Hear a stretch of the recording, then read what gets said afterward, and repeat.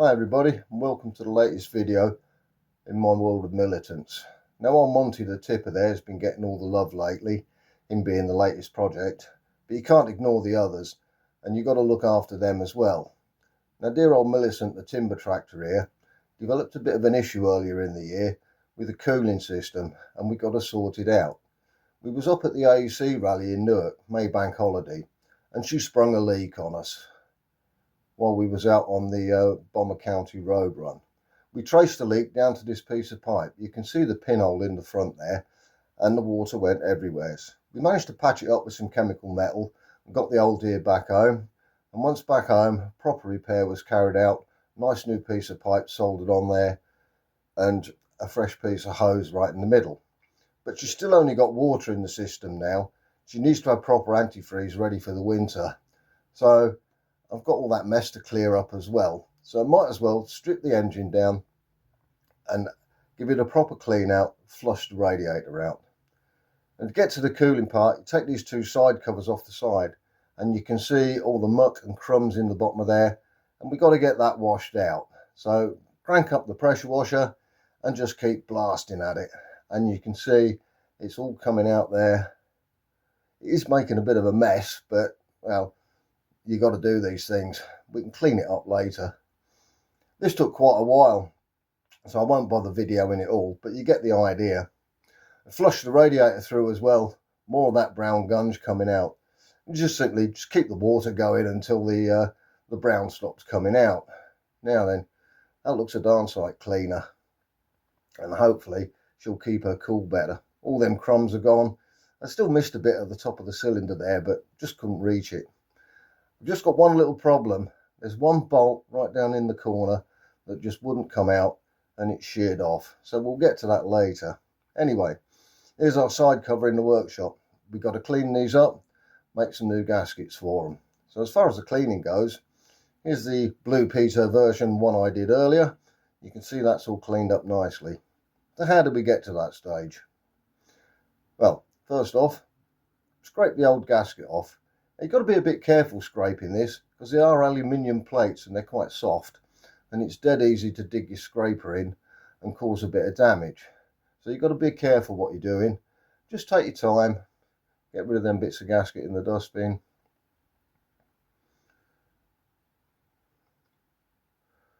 Lift off the old gasket. Any old sealant on it as well, it'll all come off. As I say, patience is the thing. You've got to do it carefully. When you get all that gunge out of the middle, that's not too bad. So you'll scrape on that. Just get it all scraped out of the way.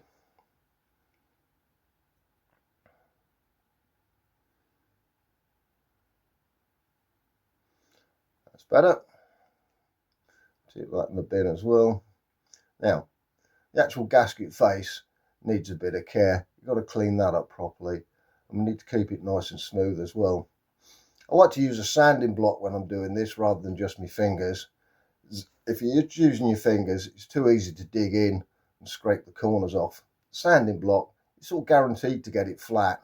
Plus the fact you're not going to catch your fingers on any of them bolt holes. Again though, patience is the thing, and it does take a bit of time. So we'll just sort of speed that up a bit so we're not here forever.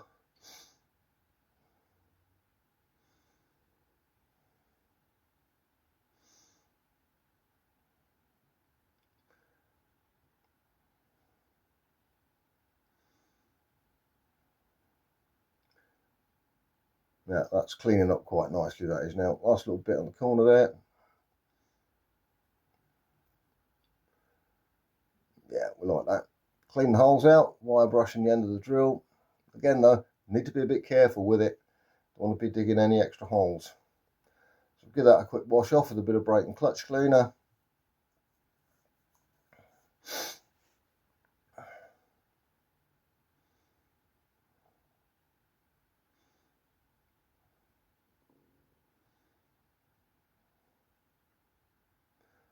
Bit of blue paper there, just wipe the last of it off, dry it out.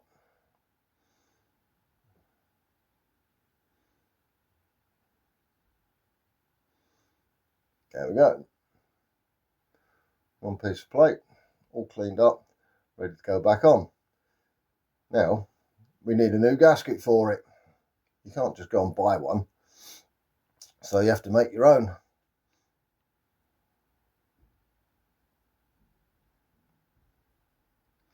Old piece of gasket paper. There's several ways you can do this. Some people use a pencil. You've got to try and find that bolt hole first, make the hole, cut a hole in it. Me personally, I like to use a little ball peen hammer. Once you've located the hole, simply tap around the edge with the hammer, and with a bit of luck, it cuts out a nice little circle. Doesn't always work. Sometimes, especially with these aluminium plates, the bolt holes are a little bit frayed around the edges, and it's a bit difficult to cut that hole out. But you get it in the end. Stick a bolt in to hold the gasket paper in place, and then off you go, knocking out all your little holes.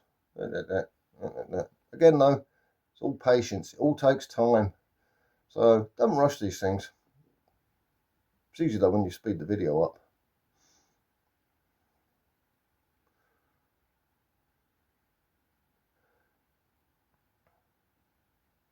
I'm going around the inside edge now. I'm not trying to cut it through. I'm just leaving a mark. Every time you tap with a hammer, it leaves a little black mark on the inside. And then I'll be able to lift that off and turn it over. And I'll have a nice line to cut along to cut the gasket out.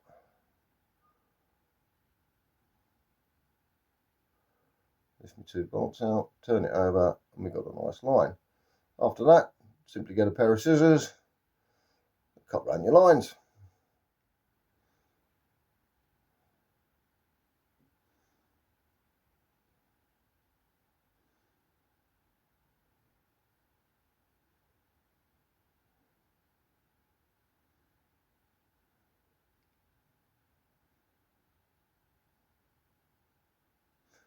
Trim the last bit off, a little bit of plate.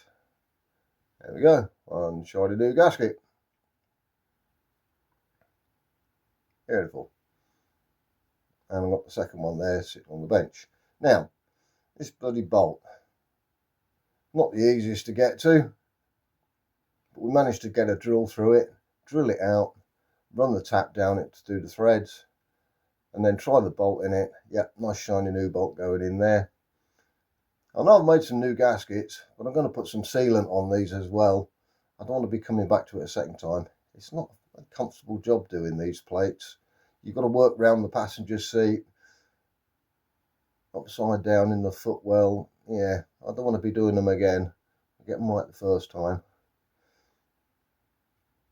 That's the new gasket on. A bit more sealant on this side. Yeah, you get the idea.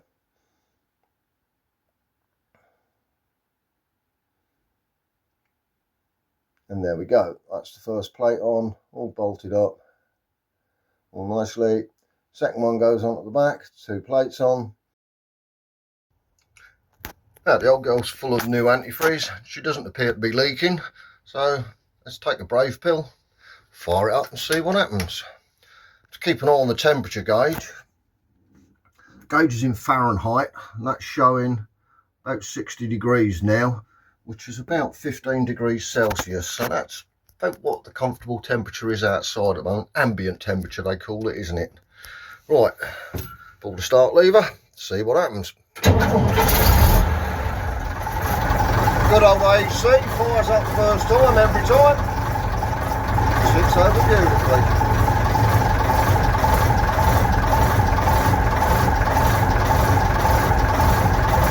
Don't you just love that sound?